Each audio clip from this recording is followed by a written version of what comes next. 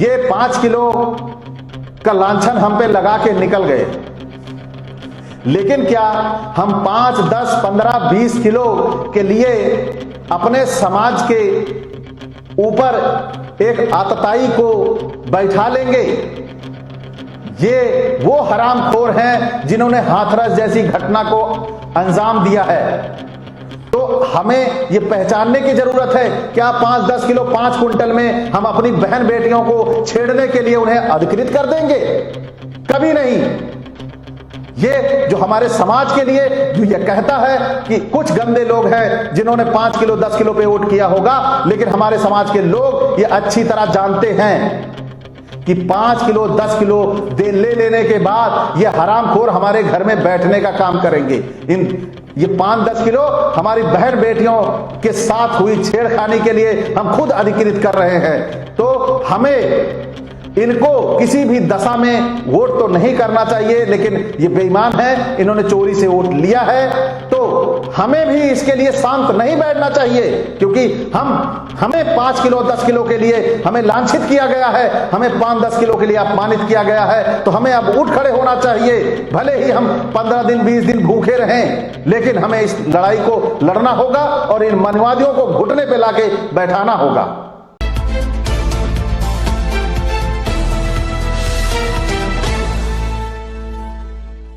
आज तक एक भी कोई ऐसा प्राइमरी संगठन नहीं है जहां पे नर्सरी हमने तैयार की हो, हमारी नर्सरी तैयार हुई हो, कैडर की नर्सरी तैयार की हो, हमारा बच्चा जब 10वीं में पहुंचे तो गर्व से वो बोले हम बहुजन हैं, जय भीम।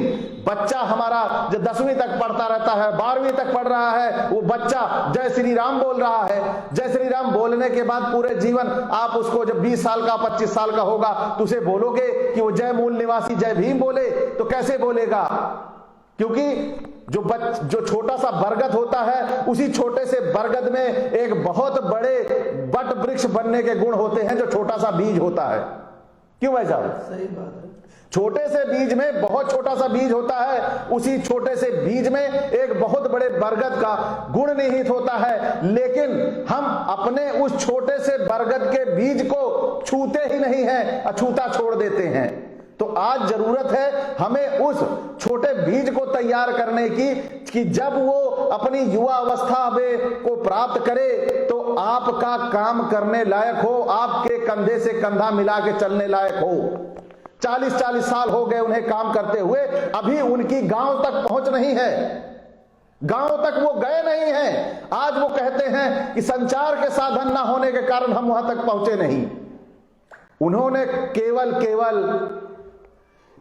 केवल लोगों को एक इकट्ठा करके उनको उनका माइंड सेट करके उनको गुमराह करने का काम किया है। नहीं तो 2 अप्रैल की घटना आप याद करिए, हम इतने मजबूर कायर नहीं हैं। 2 अप्रैल की घटना याद करिए, आप ही लोगों ने उनको नाकोचने चबवा दिए थे। और आज हम अगर उनके नेतृत्व की बात करें तो उनका नेतृत्व हमें गुमराह ही करता है, माइंड सेट करता है कि हम लड़ाई न लड़ें, उनके कहे दिशा निर्देश पे काम करें। तो हमें अपने स्वतः निर्णय लेने के लिए हमें स्वतः ही कुछ करना होगा, हमें बैठना होगा। निराशा और हताशा के भंवर से निकलिए, क्योंकि हम भी अगर हम ना निकले तो हम इसके शिकार हो जाएंगे। हम अपने जो व्यक्तिगत काम है वो भी नहीं कर पाएंगे। तो जरूरी है स्वस्थ मन में, स्वस्थ शरीर में स्वस्थ मन का वास होता है। अगर आपका शरीर स्वस्थ रहेगा तो निश्चित रूप आपका मन भी स्वस्थ रहेगा। तो आप सभी साथियों से गुजारिश है, अपील है कि इस वीडियो को मैं बहुत ज्यादा आज आपके साथ लाइव सेशन में ज्यादा लंबा नहीं खींचूंगा, क्योंकि आज मेरा मकसद था कि आप हौसले की उड़ान से लवरेज रहिए। आप अपना जो निराशा और हताशा है उसको खत्म करिए, एक सिरे से खारिज करिए और अपने आप को सामाजिक क्रांति के लिए तैयार करिए। सोशल रिवॉल्यूशन, सामाजिक क्रांति, वो सामाजिक क्रांति जो बहुजन राष्ट्र का निर्माण करता हो, जिसपे SC, ST, OBC राज करता हो, ऐसे राष्ट्र का निर्माण करिए। ऐसे राष्ट्र के निर्माण में हमारे साथ बहुत से उत्तर प्रदेश ही नहीं पूरे देश से युवा जुड़ रहे हैं। मैं उन युवाओं के भरोसे उन्होंने मुझे तैयार किया। मैं तो उसमें पड़ा हुआ था कि जो हमारे संगठन बने हैं उन्हीं के उस नेतृत्व में काम किया जाए, लेकिन उन युवाओं ने उनके साथ काम किया है और निराशा को महसूस किया है, अपनी काबिलियत को दबा हुआ पाया है। तो उन्हीं युवाओं के नेतृत्व में हम लोग आपके बीच आएंगे और आपसे जो वादा किया है बहुजन राष्ट्र बनाएंगे भारत को, ये तय है। अब हमारे युवा बैठने वाले नहीं हैं, क्योंकि ये वो युवा है जिन्होंने अपने परिवार को त्याग, अपनी नौकरी को त्याग, बहुजन समाज बनाने के लिए संकल्प लिया है, बहुजन राष्ट्र बनाने के लिए संकल्प लिया है साथियों। तो जो हमारे साथी हैं, लगातार मैं आपसे मिलाता भी रहूंगा और आप सभी को ये सूचना भी देता रहूंगा कि हमारा संगठन क्या कर रहा है, हमारा संगठन कैसे कर रहा है, ये आप सभी को दिखता रहेगा, क्योंकि हमने रखा हुआ है। उसमें प्रशिक्षण होगा, कैडर होगा और हमारे समाज की सुरक्षा निहित होगी। हमारा भी कोई भी सामाजिक व्यक्ति कभी प्रताड़ना के दौर से गुजरेगा भी तो उसे खड़ा करने का काम भी हमारा ही होगा और उसे शोषितों को, उसके लिए दोबारा वो घटना ना हो, उसके लिए एक सबक भी दिया जाएगा। तो आप सभी साथियों से गुजारिश है, ज्यादा से ज्यादा जुड़े। आज मैं फिर आपके बीच अपना नंबर छोड़ रहा हूं कि जो साथी इस लाइव सेशन को देख रहे हैं, जिनके पास मेरा नंबर नहीं है, वो मेरा नंबर नोट कर लें। 90574499 तो आप सभी से गुजारिश है कि समाज को, पूरे SC, ST, OBC समाज को बहुजन समाज बनाइए, बहुजन समाज बना दीजिए। एक दूसरे से जो मतभेद हैं वो खत्म कर दीजिए। मैं जानता हूं कि ये जो चंदाखोर संगठन है, ये जो चंदाखोर संगठन है, ये कभी नहीं चाहेंगे कि OBC, SC, ST एक हो, बहुजन बने। क्योंकि अगर ये बन गया तो उनका बहुत बड़ा नुकसान होने वाला है। वो नुकसान है, उन्हें चंदा नहीं मिलेगा, आपको जातियों के नाम पर भड़काकर, आपको अलग कर अपने रोटी जो RSS और भाजपा के हाथों बिकते हैं, ये मछलियां जो गंदी हैं वो कुछ ही हैं।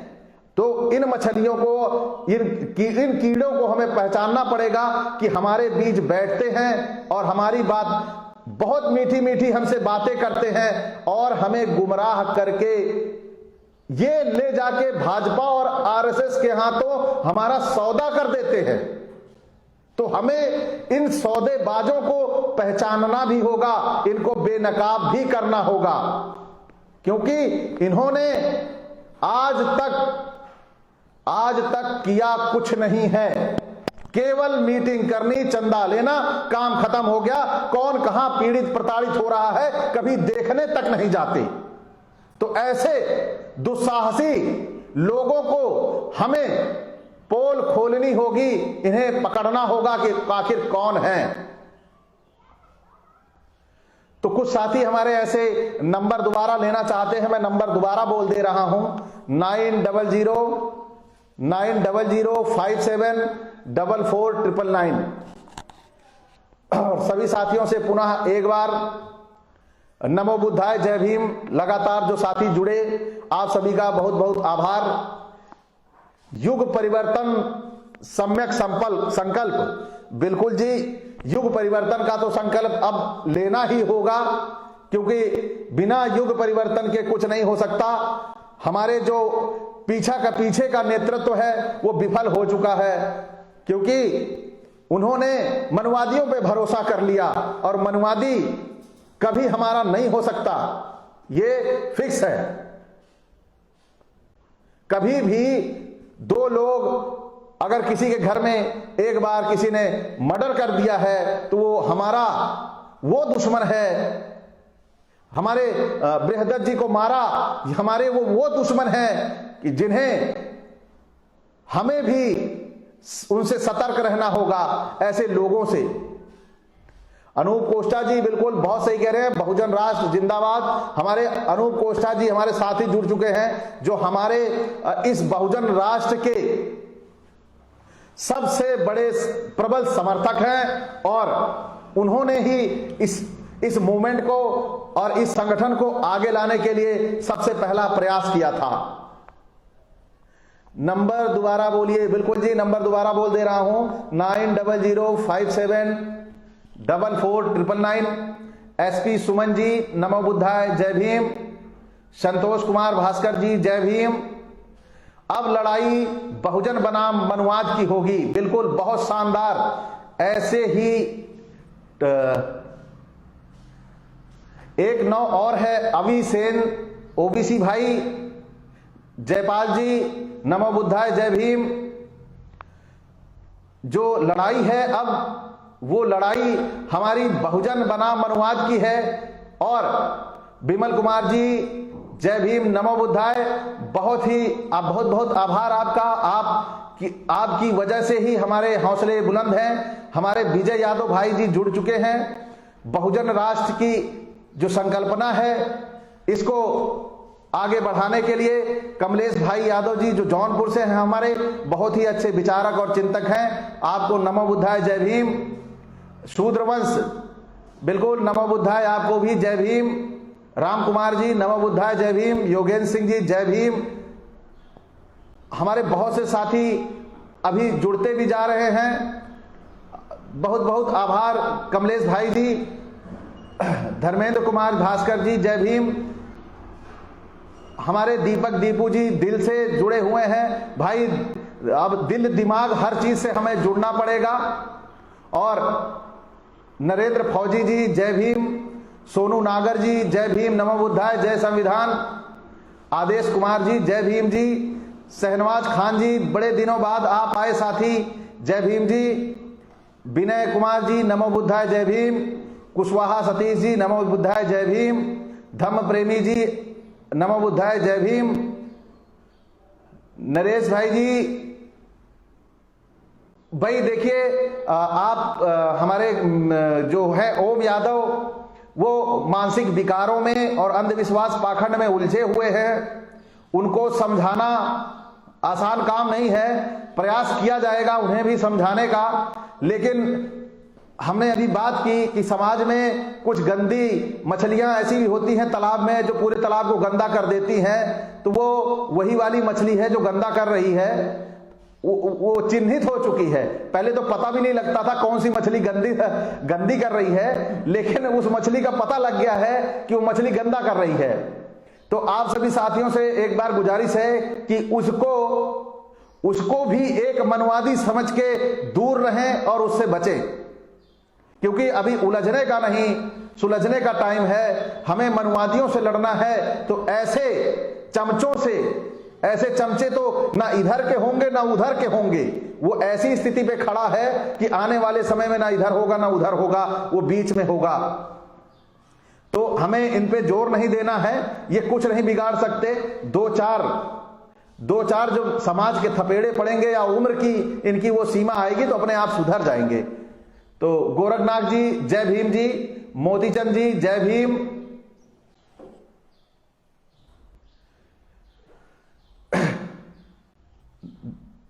बहुत सारे हमारे साथी जुड़ते जा रहे हैं और अपनी बात भी कहते जा रहे हैं। सर जी, अब फिल्म बन रही है कश्मीर फाइल, गुजरात फाइल भी बननी चाहिए। बिल्कुल सही कहा आपने।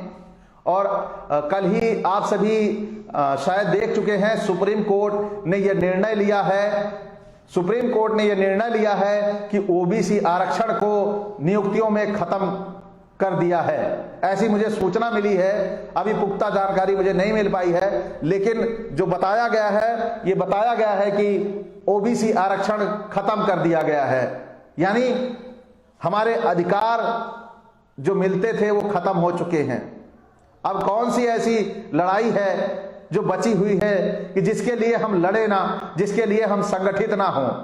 कौन है ऐसा? उत्तर प्रदेश में हम, अगर कोई भाजपा का व्यक्ति खड़ा होता है तो हम चुप हो जाते हैं।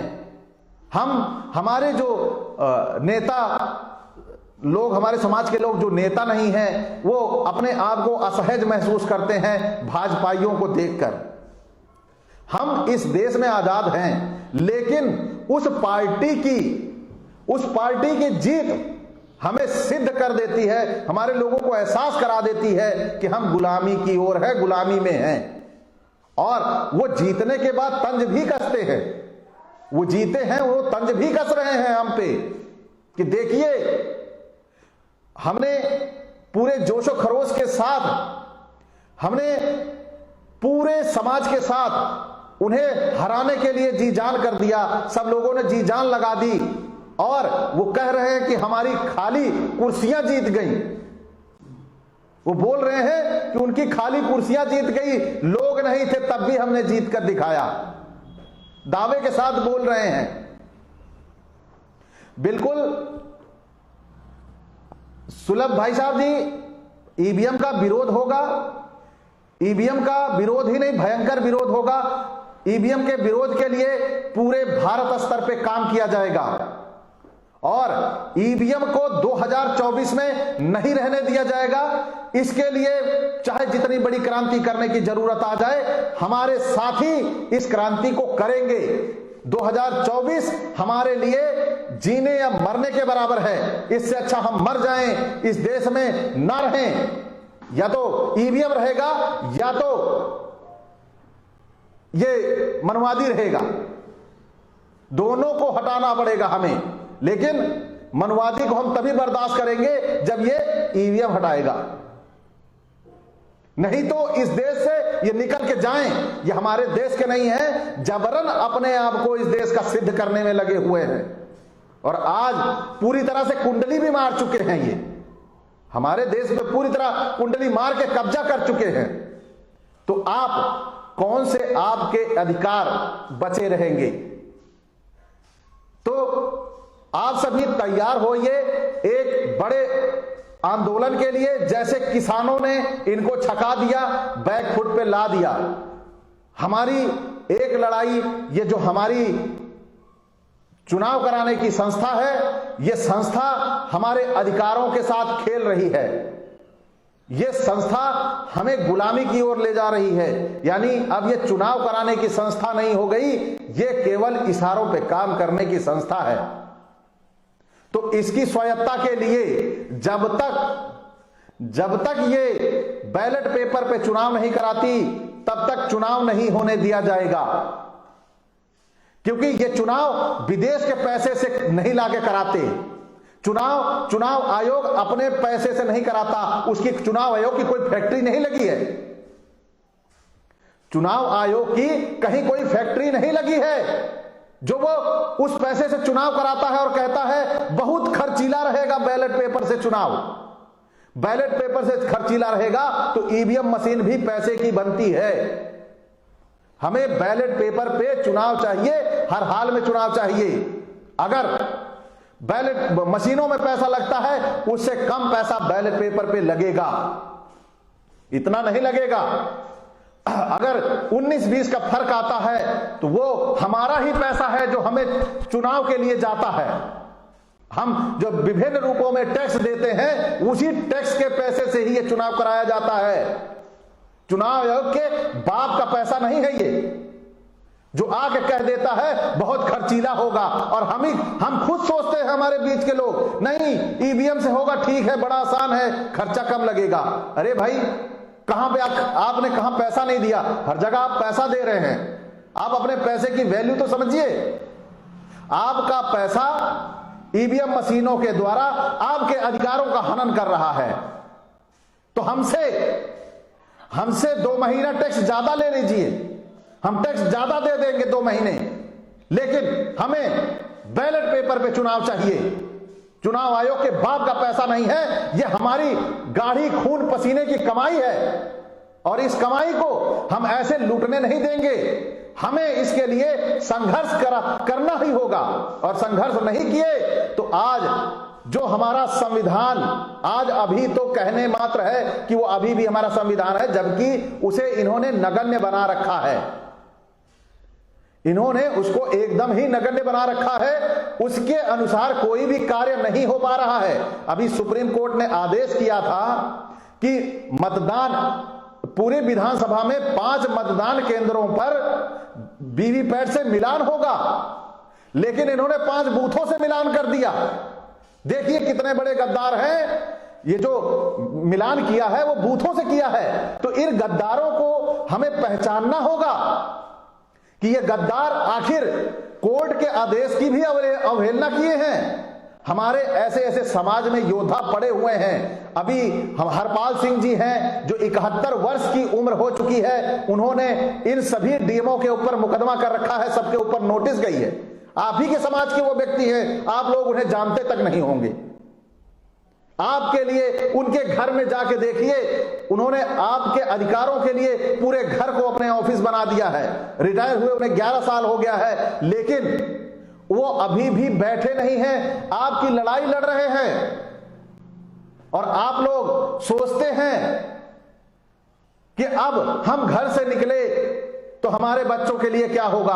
अरे भाई, आप 5 दिन का महीने में समय निकालिए, 2 दिन का निकालिए, लेकिन अपने लोगों को मजबूत करिए, उन्हें आगे बढ़ाइए। जो इस लायक है कि जाने लायक है, जो लड़ने लायक है, उसकी मदद करिए कि वो आगे बढ़े, लड़े। आप खर्चा करोगे। अगर असंवैधानिक रूप से कोई हमला करता है तो उसकी टांगे तोड़ दीजिए। आखिर यहां पे संविधान है, अपनी बचाव के लिए, अपनी रक्षा के लिए पूरी तौर से तैयार रहिए। ये बहुत हो गया। इन्होंने पूरी तरह से हम पे जबरन हर चीज थोप थोप के हमको ऐसा बना दिया कि हम अपने अधिकार की आवाज उठाने लायक नहीं रहे। तो आप सभी साथियों से बार बार मेरी गुजारिश है कि आप सभी जो हमारे समाज में जातिगत वैमनस्यता का जो कीड़ा घुसा हुआ है, उस कीड़े को मारिए और एक होने का प्रयास करिए, एक साथ बैठने का प्रयास करिए, एक साथ खाने पीने के प्रोग्राम बनाइए, जिससे हमारे बीच आपसी सद्भाव बढ़े और हम अपनी एकता के जरिए इस भारत को बहुजन राष्ट्र बना पाएं। उन लोगों की कुत्सित मानसिकता जो हिंदू राष्ट्र बनाने की है, उसको विफल कर पाएं। हिंदू राष्ट्र में हम अहिर, गडरिया, कुर्मी, मुराई, नाई, धोबी ये बनेंगे, लेकिन हम बहुजन राष्ट्र में MD, CMD, director, IAS, PCS, doctor, accountant ये बनेंगे। तो आप किसकी तरफ हैं? वही अहिर, गडरिया, पासी, कुर्मी, नाई, धोबी, काशी की तरफ, या उस तरफ हैं जहां आपके पास सुख और संपदा, भौतिक चीजें आपके कदमों पे बिछी पड़ी होंगी। आप सड़क पे चलते हैं, गाड़ी की लाइट खराब हो जाए तो घर जाते जाते हाथ पैर टूट जाते हैं। आप किसकी तरफ हैं? आप ऐसे भारत का निर्माण करिए कि एक बार गाड़ी में लाइट ना हो तो आप घर पहुंच जाएं, ऐसी सड़कें हों। आज देश में इतना पैसा है, एक रोड जब सैंक्शन होता है तो उस पर इतना पैसा खर्चा किया जाता है, वो कागजों में ही रह जाता है। कभी आपने उस पर सूचना के अधिकार के तहत डिमांड की है कि उस पर कितना पैसा खर्चा किया गया है? नहीं किया आपने। अगर ये करते तो निश्चित तौर पर सड़कें आपको बहुत अच्छी मिलती। वो जो मनुवादी बैठा है, 50 लाख डकार गया सड़क का, आधा 50% डकार गया सड़क का, वो अपने आप वो पैसा आपके घर पहुंचा देता, आपका भी हिस्सा तय कर देता। तो आप सतर्क होइए। संगठन ने कुछ ऐसी व्यवस्थाएं कर रखी है जिससे इन मनवादियों के जो अधिकारी हैं, इन जैसे इन्होंने हमारे वालों को नकेल लगा रखी है, वैसे हम भी इनके नकेल लगाने का काम करेंगे। आप सभी तैयार होइए, साथ दीजिए और इन्हें प्रतिबंधित करने का काम करिए, नहीं तो यह हमारे लिए ही घातक है। ये वो हरामखोर है जिन्हें गलती करने के बाद भी लज्जा नहीं आती, इन्हें शर्म नहीं आती, उसे वो अच्छे रूप में रिप्रेजेंट करते हैं आपके लिए। तो सभी साथियों से विदा लेने से पहले एक बार पुनः अभिवादन करूंगा। अभिजीत जी नमो बुद्धाय, जय भीम। पंकज जी जमीन पर आकर भाई साहब 14 अप्रैल के बाद जमीन पे ही मिलेंगे, रहता तो अभी भी जमीन पे ही हूं, लेकिन आपकी बात 14 अप्रैल के बाद आपकी ये शिकायत खत्म हो जाएगी कि हम एक समूह के रूप में आपके बीच में पहुंचेंगे। पंकज सिंह जी कह रहे हैं कि अगर फिर से झाड़ू लगाना हो तो अपने घर में बैठे रहिए, झाड़ू लात खाना हो तो घर में बैठे रहिए। बिल्कुल ये 100% सही है। वो हरामखोर हमें घर बैठाने की योजना बना रहे हैं। वो घर बैठाने की योजना कैसी है कि पर यूनिट 5 किलो देंगे, यानी खाने को तो मिल ही रहा है। इससे ज्यादा बड़ी हमारी सोच नहीं हो सकती। अरे भैया, आपको वो 5 किलो देके 95 किलो रख ले रहा है, इसको क्यों नहीं देखते? इसको समझिए, वो 95 किलो रख रहा है आपका नाम लेके। कभी आपने सूचना के अधिकार तहत मांगा कि वहां जो खरीदारी हुई है वो कितने की हुई है? मैं आपको बताता हूं, सेंट्रल जेल अंबाला की बात, वहां पे राशन मंगवाया जाता था तो सबसे पहले जो राशन का ट्रक खड़ा होता था वो जेलर के घर के आगे खड़ा होता था। तो उसमें से 4 बोरे चने उतरते थे, 4 बोरे गेहूं उतरते थे। उसके बाद वहां का जो अकाउंटेंट था उसके घर जाता था, 2 बोरे चने उसके यहां उतरते थे और 2 बोरे गेहूं के उसके यहां उतरते थे। फिर उसके बाद वो राशन पूरा जेल जाता था कैदियों के लिए। तो ऐसे धूर्तों को पहचानो। ये सारा सिस्टम जो उन्होंने बनाया है, हमें उस सिस्टम को पकड़ के उनके नकेल लगाने का काम करना है। तो इसके लिए हमें आप सभी के सहयोग और साथ की जरूरत है। यदि आप चाहते हैं आप सुरक्षित समाज, हमारी आज आप गौर करिए, ये 5 किलो का लांछन हम पे लगा के निकल गए, लेकिन क्या हम 5, 10, 15, 20 किलो के लिए अपने समाज के ऊपर एक आतताई को बैठा लेंगे? ये वो हरामखोर हैं जिन्होंने हाथरस जैसी घटना को अंजाम दिया है। तो हमें ये पहचानने की जरूरत है। क्या 5, 10 किलो 5 कुंटल में हम अपनी बहन बेटियों को छेड़ने के लिए उन्हें अधिकृत कर देंगे? कभी नहीं। ये जो हमारे समाज के लिए जो ये कहता है कि कुछ गंदे लोग हैं जिन्होंने 5 किलो 10 किलो पे वोट किया होगा, लेकिन हमारे समाज के लोग ये अच्छी तरह जानते हैं कि 5 किलो 10 किलो ले लेने के बाद ये हरामखोर हमारे घर में बैठने का काम करेंगे। ये 5-10 किलो हमारी बहन बेटियों के साथ हुई छेड़खानी के लिए हम खुद अधिकृत कर रहे हैं। तो हमें इनको किसी भी दशा में वोट तो नहीं करना चाहिए, लेकिन ये बेईमान है, इन्होंने चोरी से वोट लिया है, तो हमें भी इसके लिए शांत नहीं बैठना चाहिए। क्योंकि हमें 5 किलो 10 किलो के लिए हमें लांछित किया गया है, हमें 5-10 किलो के लिए अपमानित किया गया है, तो हमें अब उठ खड़े होना चाहिए। भले ही हम 15 दिन 20 दिन भूखे रहें, लेकिन हमें इस लड़ाई को लड़ना होगा और इन मनवादियों को घुटने पे लाके बैठाना होगा। तो सभी साथियों से अपील है कि आप सभी बहुजन एकता बनाइए और आपसी वैमनस्यता को भुलाइए। बार बार मेरा आग्रह आपसे है। और पुनः जो साथी नए जुड़े हुए हैं उन्हें नमो बुद्धाय, जय भीम जी, जय पेरियार, जय मंडल जी। तो मैं अपनी बात यहीं पे रोकूंगा कि बहुजन एकता को कायम करने के लिए यदि हमें अपना स्वाभिमान मारना पड़ता है, जिसे जहां भी मैं उस व्यक्ति को मनाने को तैयार हूं जो व्यथित है, लेकिन वो बहुजन एकता के लिए यदि काम करना चाहता है तो मैं गले लगा के सहर्ष अपने कंधे पे बैठा के चलूंगा। ये नहीं कि मैं कोई ऑर्डर दूंगा या आदेश दूंगा, मैं अपने कंधे पे बैठा के चलूंगा, लेकिन बहुजन एकता के लिए वो काम करे, अपने भेदभाव मतभेद भुला दे। बहुजन एकता ही हमारे समाज का ध्रुवीकरण तय करेगी, हमारी आजादी तय करेगी। तो आप सभी से अपील है, शुरुआत करिए। आपके करीब एससी ओबीसी के जो लोग हैं उनको समझने का, उनसे बातचीत करने का, उनको अपने घर चाय पे बुलाने का ये काम करिए आप सभी। अब केवल 2 साल के लिए ये कर लीजिए, 2 साल के बाद आपको ये सब करने की जरूरत नहीं होगी, स्वतः ही हमारे बीच में सद्भाव की भावना आ जाएगी। तो आप सभी साथियों से विदा लूंगा मैं।